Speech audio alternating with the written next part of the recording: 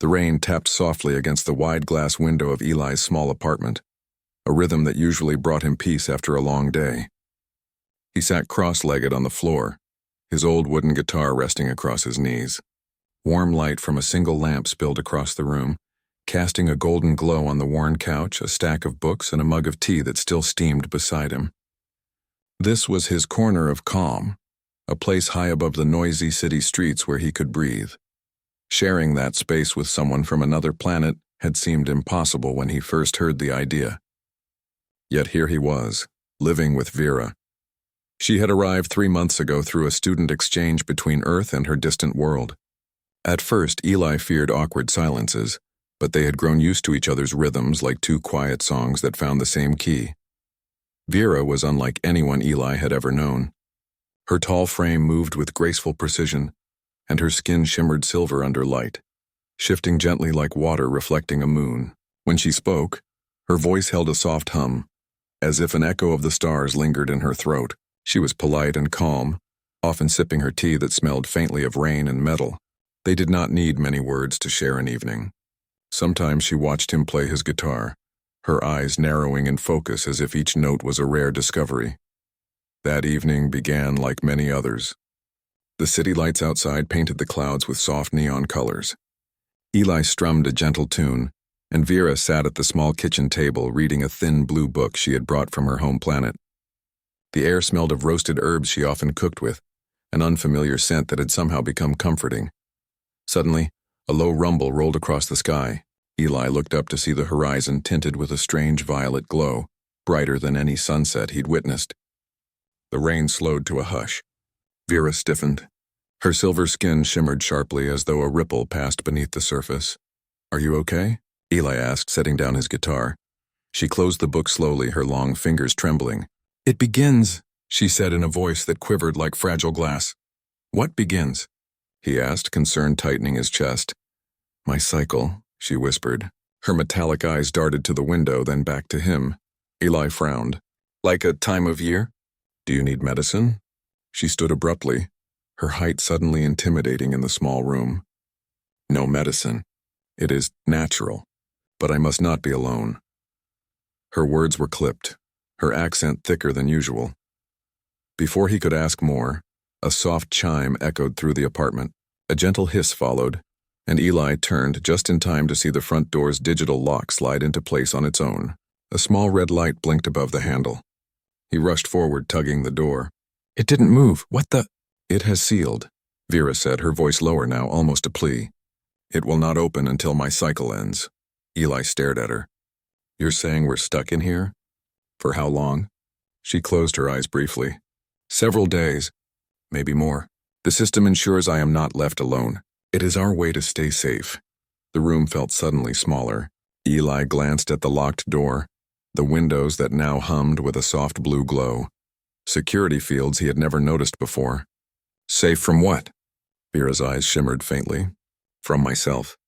The cycle brings pain, confusion. I cannot control it fully. I need someone near, someone steady." He searched her face, trying to read the layers of worry. "Then I'll stay steady," he said quietly, though a small knot of fear twisted inside him. Her silver gaze softened, but she said nothing. She turned away, moving toward the couch with slow, careful steps. Eli followed, uncertain. "Is there something I can do? Water? Food?" Vera sank down, her shoulders trembling. "Not yet. Only stay." The room fell into a heavy silence, broken only by the distant hum of the sealed doors. Outside, the violet glow deepened, bathing the city in an eerie light. Eli sat on the opposite end of the couch, watching her draw her knees close, her long fingers gripping her arms as if holding herself together. He thought about the quiet evenings they had shared, the soft conversations, her curious questions about human music and food. Now she looked like a different being, fragile and lost. He felt a sudden urge to protect her, though he barely understood what was happening. Vera closed her eyes, breathing unevenly. A faint shimmer of heat seemed to rise from her skin as if she carried a hidden fire. Eli leaned forward, worried. "Vera," he said gently, "you're safe. I'm here."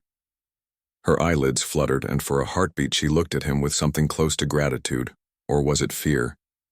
He could not tell. The apartment that once felt like a quiet refuge now felt like the center of a storm he couldn't see. Outside, the violet sky pulsed like a living thing. Inside, the two of them were alone, locked together by a force neither could break. Waiting for a cycle Eli did not understand. He reached for the guitar again, fingers trembling slightly, and began to strum a soft, slow tune. The notes filled the tense air, a small light in the growing darkness. Vera listened with half-closed eyes, her breathing matching the gentle rhythm. Eli didn't know what the coming days would bring. He only knew one thing: she wasn't going through it alone. The morning light crept slowly into the apartment, but it brought no warmth. Eli woke to the soft sound of the rain, a steady hush against the glass and the quiet hum of the locked door's security field. The small red light on the handle still blinked, steady and cold. He rubbed his eyes, the memory of last night rushing back like a heavy tide. Vera's trembling voice, the violet sky, the sudden lock that trapped them inside. He glanced toward the couch. Vera sat upright, her long silver hair falling over her shoulders like a river of moonlight. Her skin glowed faintly, not the calm shimmer he was used to, but a restless flicker like sunlight caught in a storm. She held a mug of steaming water in her hands, eyes fixed on nothing. "Morning," Eli said softly, trying not to startle her. Her eyes moved to him, slow and heavy. "It is morning here," she replied, her voice quiet but distant. "On my world, the cycle has no name for time. Only the passage of pain." Eli pulled a chair closer.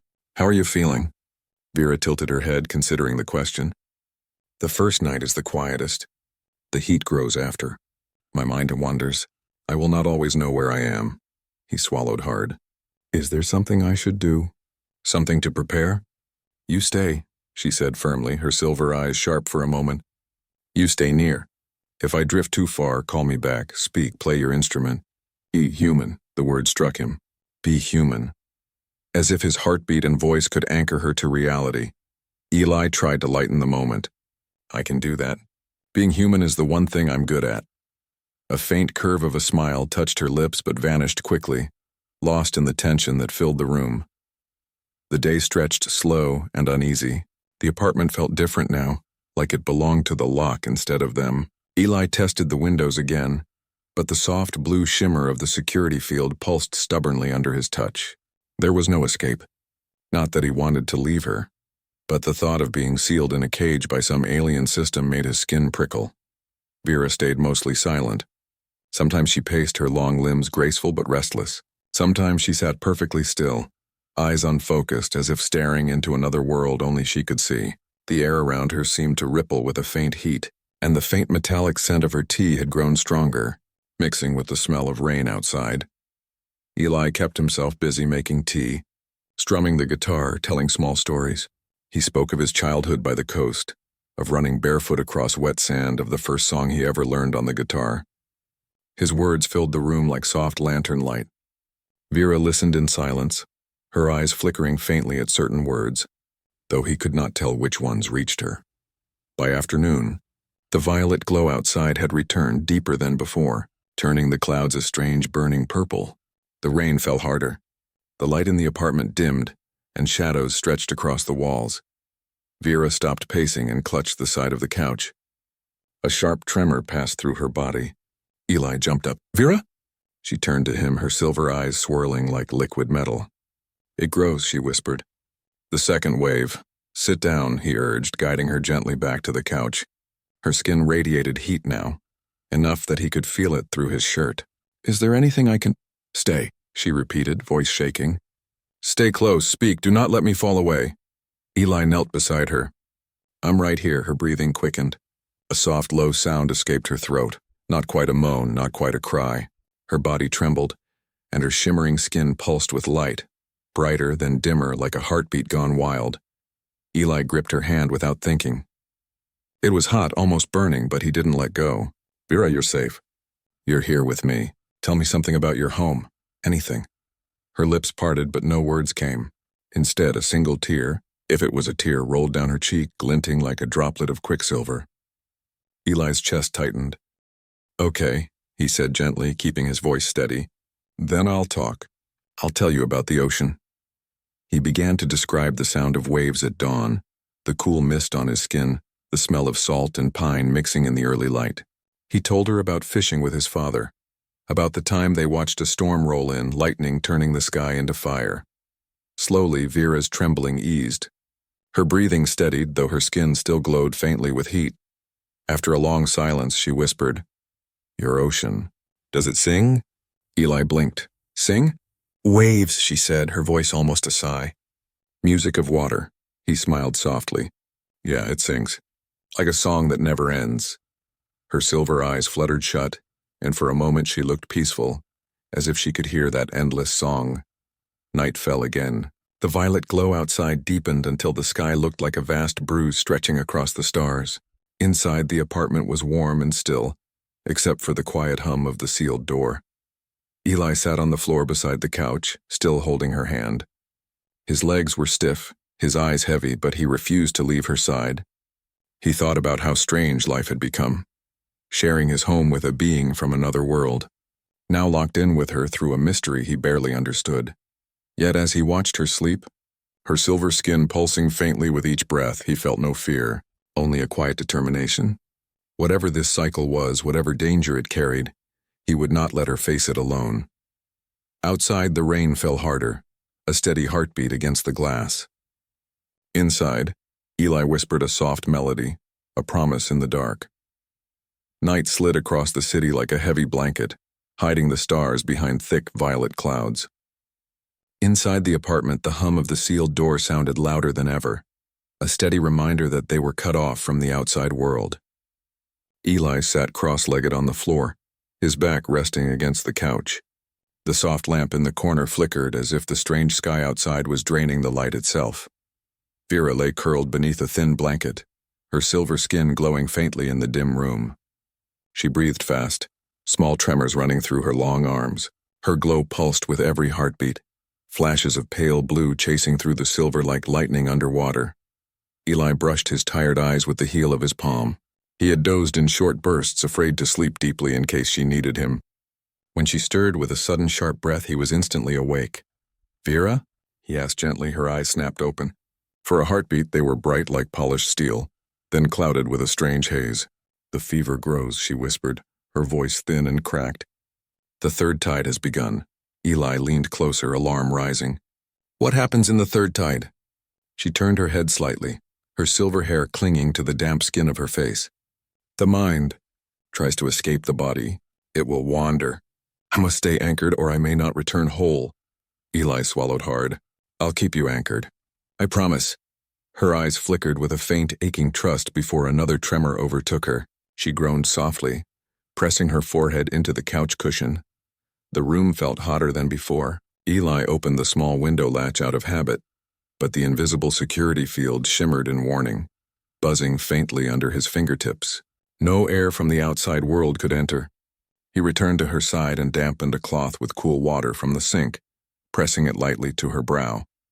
Vera shuddered, a hiss of relief leaving her lips. "Thank you," she whispered. "Tell me what helps," he said. "Anything." "Your voice," she murmured. "Stories." "The sound of life," Eli nodded. He thought for a moment, then began to speak softly. "When I was 8, my father took me to the tallest lighthouse on the coast. We climbed hundreds of stairs. At the top, the wind was so strong I felt like I could fly. He held my hand so I wouldn't fall. We watched the ocean crash against the rocks below, huge waves, white and wild. I've never forgotten that roar."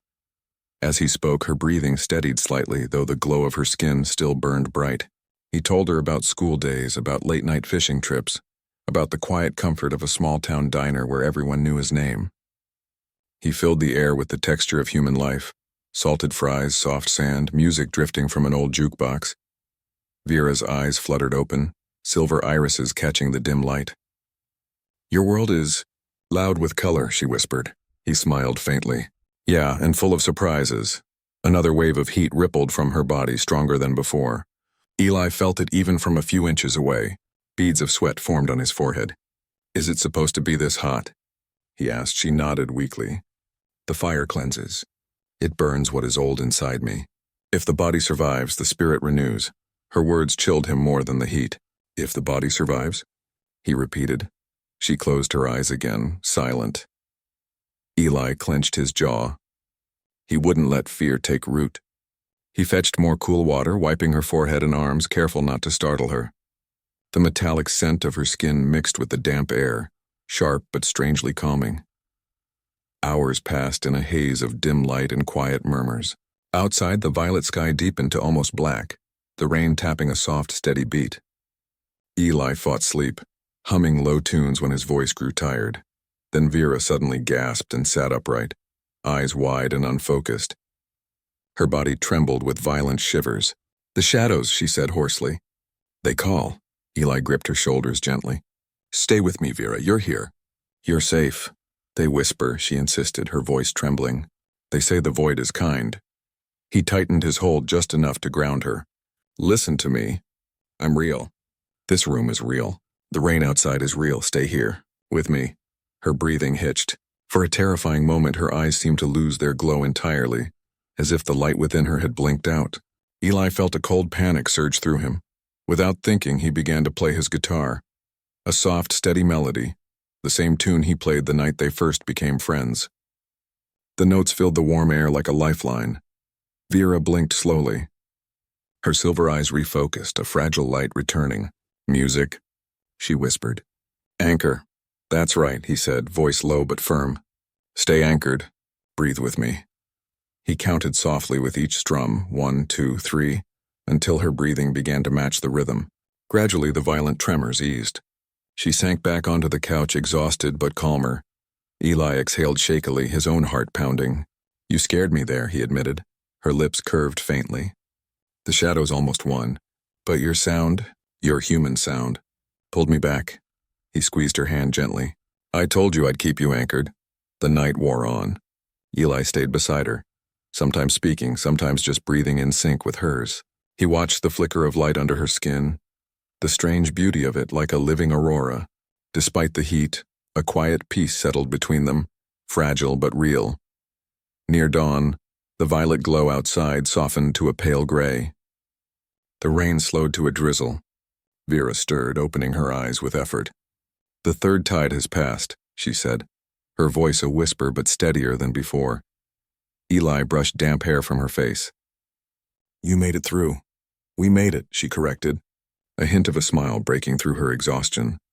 He smiled back, feeling a swell of relief and something deeper, a bond forged in silence, in music, in the unspoken promise that he would not let her drift away. The hum of the locked door remained, but for the first time since the cycle began, the room felt less like a cage and more like a sanctuary. Together, in the lingering shadows of night, they waited for whatever the next tide would bring. Morning light returned in slow silver streaks across the curtains. The rain had eased to a soft drizzle, and the city outside was muted like a painting left out in the mist. Eli blinked awake from a shallow doze on the floor. His back ached, but the first thing he did was glance at the couch. Vera was still there, resting. Her silver skin no longer flared with wild heat. Instead, a gentle glow moved across her arms like soft moonlight on rippling water. She breathed evenly, each rise and fall a quiet relief to his tired heart. When she opened her eyes, they were calm, still bright but no longer lost. "You stayed," she said softly, as if testing a memory. "Of course," Eli replied. "I told you I'd be here." She studied him for a long moment, her expression unreadable. Finally, she whispered, "The third tide is always the worst. Many on my world must endure it alone." Eli shook his head. "You don't have to be alone. Not while you're here." For the first time since the cycle began, she smiled. It was small, almost shy, but it lit her face more than any silver glow. Eli stood and stretched, trying to shake the stiffness from his legs. "Hungry? I can make something. Maybe toast?" "I cannot eat yet," she said, sitting up slowly, "but I can drink water." He brought her a tall glass and watched as she sipped carefully. The way her long fingers curved around the glass, the way she paused to breathe after each swallow. It struck him how fragile she seemed, even though she came from a world of alien storms and distant suns. They sat together in silence for a while. The apartment felt softer now, as though the walls had taken a deep breath. The hum of the locked door was still there, but it no longer felt like a threat. After a long pause, Vera turned her gaze toward the window. "On my world, after the third tide, we speak of our beginnings. We tell someone we trust where we came from, so the spirit remembers it still belongs. Eli leaned back against the couch. Then tell me, he said gently. Her silver eyes glimmered. I was born near the glass lakes. They are wide as your oceans, but still as sleeping dreams. The surface reflects the stars so perfectly that you cannot tell where sky ends and water begins. My mother would take me there at night. We would float on the warm surface and watch the moons rise. There are 3 moons, each a different color, one crimson, one gold, one pale green. I remember the sound of the water beneath us like a low song. Eli closed his eyes, picturing it. A vast silent lake, moons of different colors painting the night. That sounds incredible, he said. I wish I could see it. Vera's lips curved in a faint smile. Maybe one day. But it is far, and the cycle makes long travel dangerous. That is why I came to Earth before it began. I wish to study your music. I did not know it would start so soon. Eli tilted his head. Your music? You came all this way for music? Yes, her eyes softened. On my planet, music is rare. Our sounds are different, slow waves of tone. But when I first heard recordings from your world, I felt something in the rhythm I had never known, a pulse like life itself. I wanted to understand it, to feel it. Eli felt a quiet warmth in his chest. That's beautiful, he said. I never thought of music like that. It's just part of everything for us. She looked at his guitar resting against the wall. When you play, the sound wraps around me like the glass lakes at night. It keeps me here. Her words filled the room with a deep, fragile meaning. Eli nodded slowly. I'll keep playing then. They shared a gentle silence. Outside, the city was waking. Cars hummed far below, faint and distant. The rain had finally stopped, leaving a smell of wet concrete and clean air. Vera shifted slightly, leaning back into the couch cushions. Tell me of your beginnings, she said quietly. Eli hesitated. He wasn't used to sharing the deeper parts of his life. But something about her calm silver gaze made it easy. I grew up near the ocean, he began. A small coastal town. My dad was a fisherman. He used to take me out on his boat before dawn. We'd watch the sun climb over the water, turning everything gold.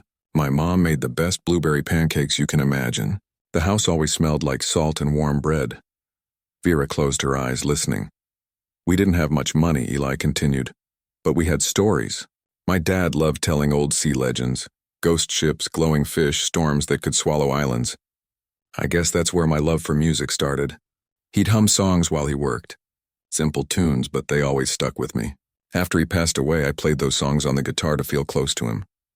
Vera opened her eyes slowly. You carry him in sound, Eli nodded. Yeah, I guess I do. A soft silence followed, heavy but comforting. It felt as if their 2 worlds had met in that quiet space. His father's fishing boat and her glowing moons reflecting on a glass lake. The hours passed gently. Eli played soft melodies while Vera rested with her eyes closed, the music weaving around them like a quiet conversation. Sometimes she hummed along, her voice a low, otherworldly tone that blended with the guitar in a way that sent a shiver through him.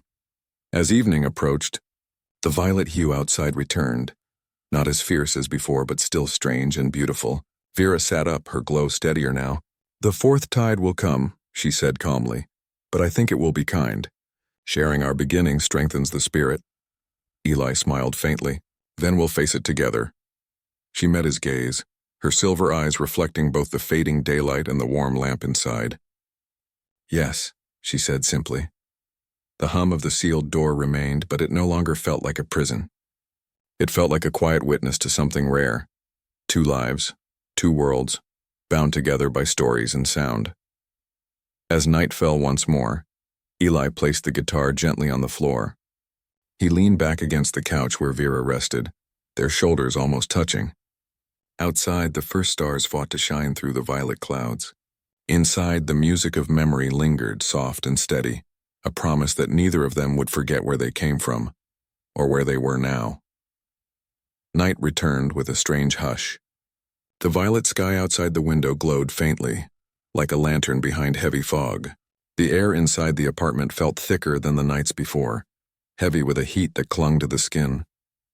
Eli sat near the couch, guitar across his lap, his eyes fixed on Vera. She lay back against the cushions, breathing slow but uneven. The silver glow of her skin had brightened since evening, flickering in restless waves. It reminded Eli of distant lightning behind dark clouds, unpredictable and powerful. He had grown used to the locked door's hum, but tonight the sound seemed sharper, almost warning him. He tightened his grip on the guitar as if the music might shield them both. "Eli," Vera said suddenly, her voice a trembling whisper. He leaned forward. "I'm here." Her eyes, bright like molten steel, found his. "The final surge is near. It will break what is weak inside me. It may break more." The words sank like cold stones in his chest. "Break more? My kind.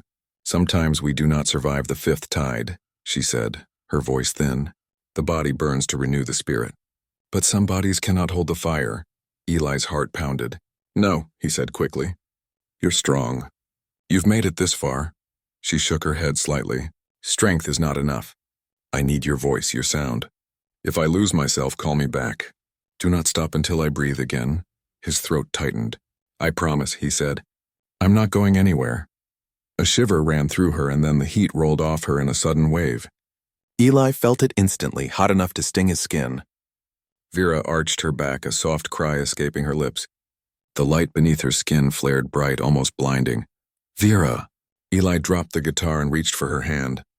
Her fingers were scorching, but he held on. "I'm right here." Her breath came fast, ragged. "The fire," she gasped, voice breaking. "It tries to take me. Stay with me," Eli urged. "You're here. You're safe." She trembled violently, eyes rolling as if fighting some unseen current. The glow of her skin pulsed wildly, shadows dancing across the walls like living things. The room felt alive with heat and light, as if a small sun had been born inside. Eli forced his voice to stay calm, even as fear clawed at him. "Listen to me. Remember the glass lakes, remember the moons, red, gold, green. Remember the song of the water. You told me that." Her lips parted, but only a sharp breath came. "Remember," he said again, louder now. "Your mother's voice at the lakes. The way the stars reflected on the water. That's real. That's you." For a heartbeat, her eyes flickered with recognition, then rolled back as another wave of heat surged. The couch fabric hissed faintly under her glow. Eli's mind raced. He grabbed a damp cloth from the bowl of water and pressed it to her forehead, but the heat turned it warm instantly. He whispered every calming memory he could think of. His father's lighthouse, the sound of ocean waves, the smell of pine after rain. Still her body shook, desperation rising. Eli snatched his guitar again, his hands trembling. He strummed a soft chord, the sound shaky at first, then steadier. The familiar melody filled the hot, tense air. He sang quietly. Not a song of words, but a low hum, the way his father used to when words weren't enough. Vera's eyes flicked open for a moment. A faint, almost invisible tear slid down her shining cheek. "That's it," Eli whispered, voice breaking. "Stay with the music. Stay with me." Her breathing hitched. Then a sudden cry escaped her, raw and sharp, a sound that filled the room like a crack of thunder. The light under her skin flared, blinding white, then collapsed into a dim silver glow. Eli froze, heart hammering.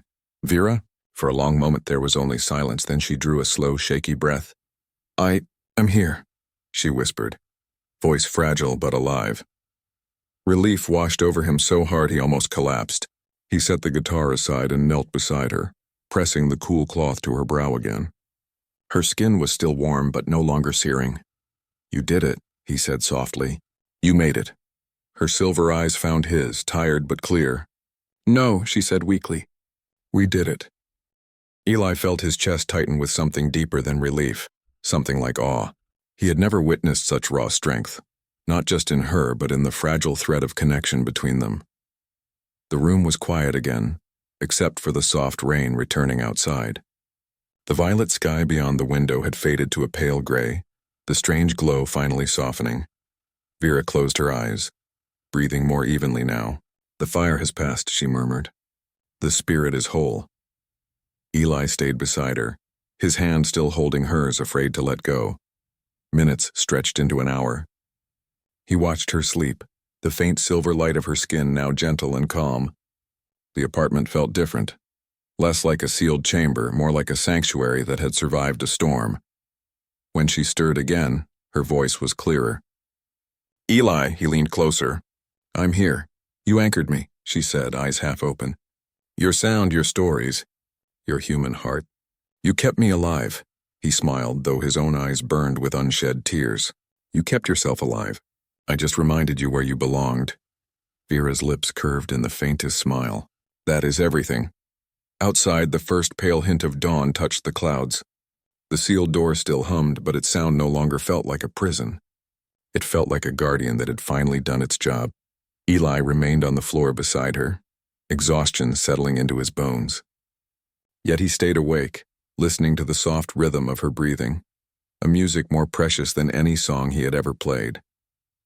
For the first time since the cycle began, the apartment felt like a safe harbor after a long, dark sea, and in that quiet, Eli understood. This was more than survival.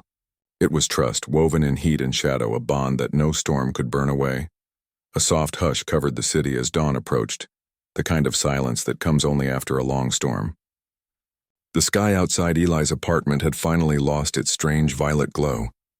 Instead, a pale gold light began to brush the edges of the horizon, touching the clouds like a gentle hand. Eli sat slumped against the couch, every muscle heavy with exhaustion. His guitar rested beside him, strings still faintly vibrating from the last song he had played hours ago. He had not slept more than a few minutes at a time, but he didn't care. All night his focus had been on Vera, who now lay quietly beneath a blanket. Her silver skin no longer pulsed with wild light. It shimmered softly like moonlight on calm water.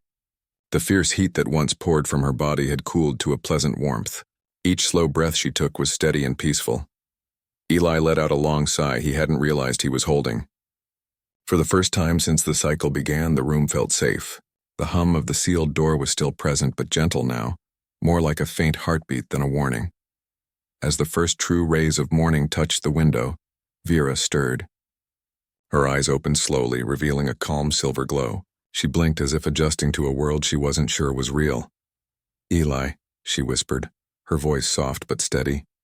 He leaned forward, a tired smile forming. I'm here. She studied his face for a long moment.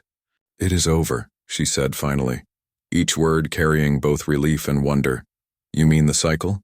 Yes, her voice held a quiet strength. The last tide has passed. The fire has left me.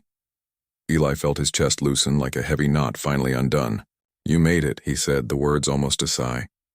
We made it, she corrected gently, her lips curving into the faintest smile. He smiled back, a small laugh escaping despite the fatigue. Yeah, we did. Outside, the golden light grew brighter, spilling across the room. It touched Vera's silver skin, making it glow like polished metal. Eli watched in quiet awe. She looked both alien and human at once. Someone from another world, yet someone he felt deeply connected to. After a moment, Vera sat up slowly, wrapping the blanket around her shoulders. I did not believe I would survive the fifth tide, she admitted. Many of my kind do not. Eli shook his head. You're stronger than you think. Her silver eyes softened. Your presence, your sound, kept me anchored. Without you, the shadows would have taken me. He felt a warm ache in his chest. I just stayed, he said. Anyone would have done the same. No, she said quietly, her gaze steady. Not anyone. Only someone who understands what it means to hold on when everything burns. The room fell into a gentle silence. Eli looked down at his calloused fingers, the ones that had strummed through the longest night of his life.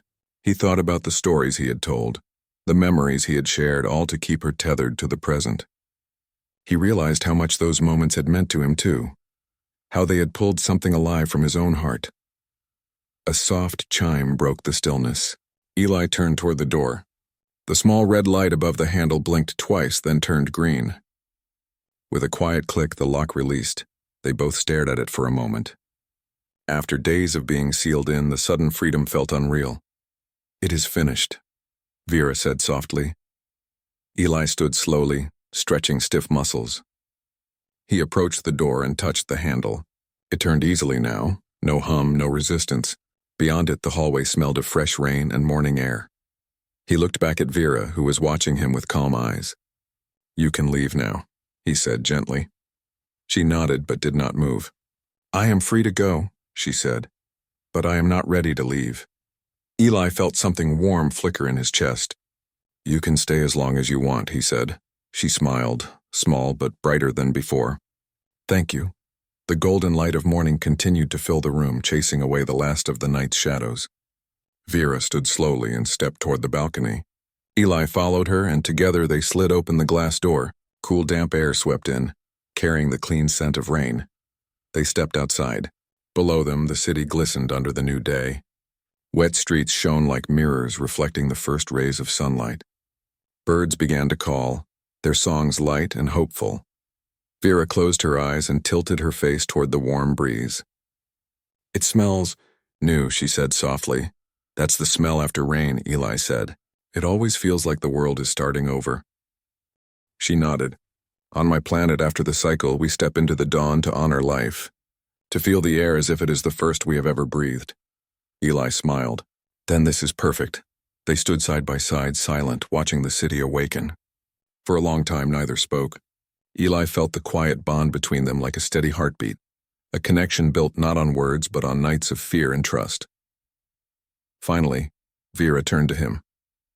"You gave me more than safety," she said. "You gave me belonging. You shared your world, your memories. I will carry them always." Eli met her silver gaze. "And you gave me something too.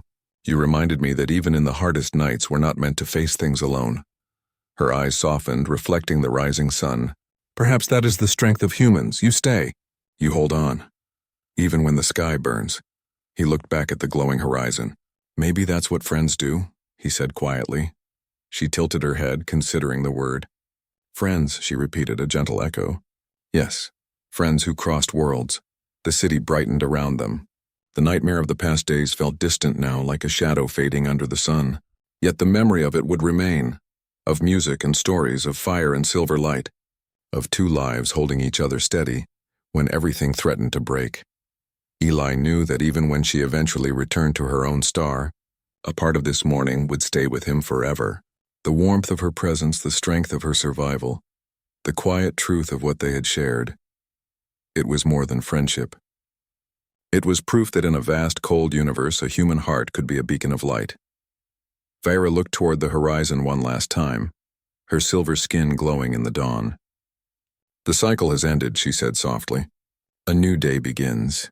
Eli nodded, feeling the same truth settle deep inside him. "Yeah," he said with a tired but genuine smile. "It really does." The sun climbed higher, painting the city in soft gold. Clouds drifted like slow ships across a calm blue sky. Eli and Vera stood together on the balcony, silent as the world below came alive with the gentle sounds of morning. Cars hummed faintly in the streets. A distant vendor's bell rang out, bright and small. For a long time neither spoke. The storm of the cycle had passed, but its memory lingered like the aftertaste of lightning in the air. Eli felt it in his bones, a quiet weight of everything they had survived. Vera finally turned toward him. The soft silver glow of her skin caught the sunlight, making her look both otherworldly and achingly present. "Your world is beautiful," she said, her voice warm but thoughtful. "It is loud and quiet at once. It feels alive in a way I did not understand before." Eli smiled faintly. "It's not always this peaceful. But mornings like this, they make it worth it." She tilted her head, studying the city below. "On my planet after a cycle, we travel to a sacred lake. We leave offerings to honor those who guided us through the fire. I have no lake here. But I wish to honor you, Eli." He blinked, caught off guard. "You don't have to honor me. You did the hard part. You stayed," she interrupted gently. "You sang when the fire wanted to take me. You gave me your memories when I had none to hold. That is not just, that is everything." Eli felt a warm ache in his chest. He had never thought of his actions as anything more than what a friend should do. But the way she said it, the quiet weight in her voice, made him realize it had meant more. They stood in silence for a moment, the cool breeze brushing their faces. Vera's silver eyes reflected the city like a mirror. "I will have to leave soon," she said softly. He looked at her, the words landing like a slow echo. "I figured," he said after a pause. "My people will call for me," she continued. "When the cycle ends, we return to share what we have learned. It is tradition. I do not know when they will come, but it will be soon." Eli nodded, though his chest tightened. "Yeah, I get it. Your family must be waiting." "They will be proud," she said quietly. "But part of me will stay here." He met her gaze, silver eyes steady on his. "And part of me will miss you," he admitted, the words simple but true. A soft smile curved her lips. Then we will carry each other across the stars. They went back inside, the room now bright with morning light. The sealed door stood open, no longer a barrier. The air smelled of rain and coffee from a neighbor's apartment. Life outside had already moved on, unaware of the nights of fire and music that had passed behind these walls. Vera settled on the couch, drawing her knees close. Eli sat across from her, his guitar leaning against the table. For a while they simply watched the light move across the floor, each lost in thought. "Tell me more of your oceans," she said finally. "The ones that sing at night." Eli smiled, leaning back. "There's a place near my father's lighthouse. The waves hit the rocks just right and make this deep, low sound like the earth is humming. I used to sit there for hours just listening. It always made me feel small but safe." Her eyes softened. "I would like to hear it one day." "You would love it," he said. "The salt air, the sound of gulls, the way the water shines when the sun sets. It's magic." She closed her eyes for a moment as if picturing it. "Perhaps in another cycle I will visit." Eli didn't answer right away. He thought about how far her world was, how impossible that visit might be. But he let the hope linger, fragile and bright. "I'll be there," he said finally, waiting by the water. Vera opened her eyes and studied him, a gentle smile touching her face. "Then I will find you." Time moved slowly as they shared more stories, small pieces of their worlds exchanged like gifts. He told her about childhood summers, the smell of pine forests after rain, the taste of fresh bread his grandmother used to make. She spoke of crystal deserts on her planet that sang when the wind passed through them, and of skies filled with two moons that danced like sisters. Each story felt like a thread weaving them closer, even as the certainty of her departure hung quietly between them. By midday, the sky outside was bright and clear. Vera rose and walked to the open door. She stood there for a moment, the sunlight catching in her silver hair. "It is almost time," she said softly, though no sound of a ship or call had come. Eli joined her, standing at her side. "How will you know?" "I will feel it," she replied. "The stars call to us when it is time to go home." They stepped back onto the balcony, the city now alive with movement and sound. People bustled below, unaware of the quiet goodbye unfolding above them. Vera turned to him, her eyes bright with something unspoken. "Eli," she said, "if the stars ever frighten you, remember this night. Remember that even in the deepest fire, you are never alone." His throat tightened. "I won't forget," he said. She reached out and placed her cool, luminous hand over his. "Neither will I." A sudden stillness filled the air as if the world itself held its breath. Vera looked upward and Eli followed her gaze. High above, a faint shimmer rippled across the blue sky, a soft swirling light like a distant aurora. "The call," she whispered. Eli's heart pounded. "Already?" She nodded slowly. "It is time," he swallowed hard. "Will I ever see you again?" Her silver eyes met his, full of quiet certainty. "The universe is wide, but bonds like ours bend space and time. Trust that." Before he could speak, the shimmering light deepened and a gentle breeze swept around them, carrying a faint, melodic hum. It felt like the echo of her voice, soft and endless. Vera stepped closer, her presence calm and strong. "Thank you, Eli," she said, her words like music, "for holding the light when I could not." He nodded, unable to speak past the tightness in his chest. Then, with a final, peaceful smile, she turned toward the light.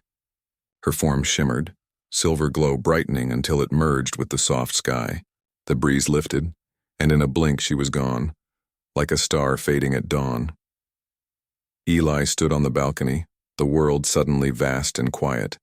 For a long time he stared at the empty sky, heart aching and full all at once.